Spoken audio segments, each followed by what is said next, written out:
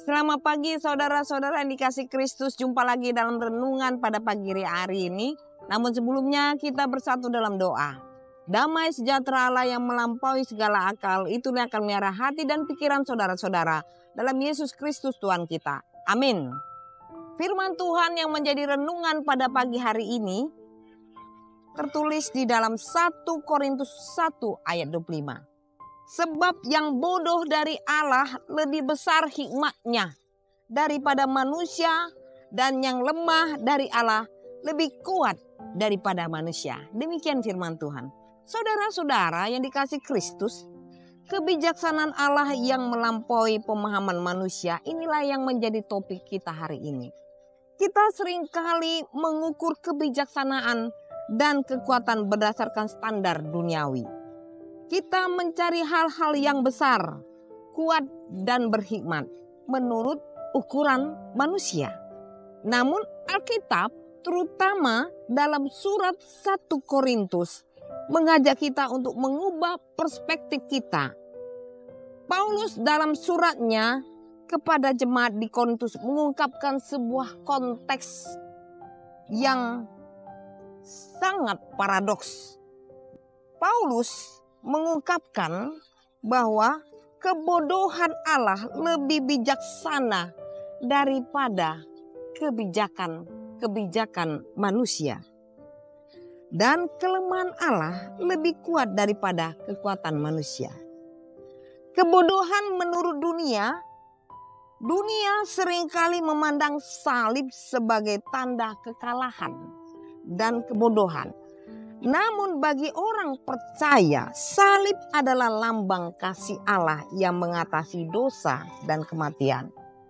Hikmat Allah yang tersembunyi. Allah memilih cara-cara yang seringkali tidak kita mengerti untuk menyatakan kemuliaannya. Rencananya jauh lebih besar dan lebih dalam daripada apa yang dapat kita alami. Contoh dalam sejarah, kita dapat melihat banyak contoh dalam sejarah, di mana Allah menggunakan banyak contoh dalam sejarah. Orang-orang yang lemah dan sederhana dapat melakukan pekerjaannya yang besar. Kekuatan manusia, kita seringkali mengandalkan kekuatan sendiri, kecerdasan dan kemampuan kita. Namun, Paulus mengingatkan kita bahwa kekuatan kita terbatas. Kekuatan Allah yang sempurna. Allah menggunakan kelemahan kita untuk menyatakan kuasanya. Ketika kita mengakui keterbatasan kita dan bersandar padanya, maka kuasa Allah akan bekerja dalam hidup kita.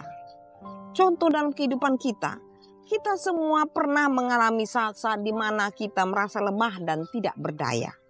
Namun melalui iman kepada Kristus kita dapat mengalami kekuatan yang melampaui segala nalar. Misalnya seorang petani menanam benih di dalam tanah.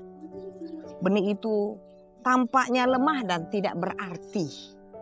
Namun di dalamnya terkandung kehidupan baru.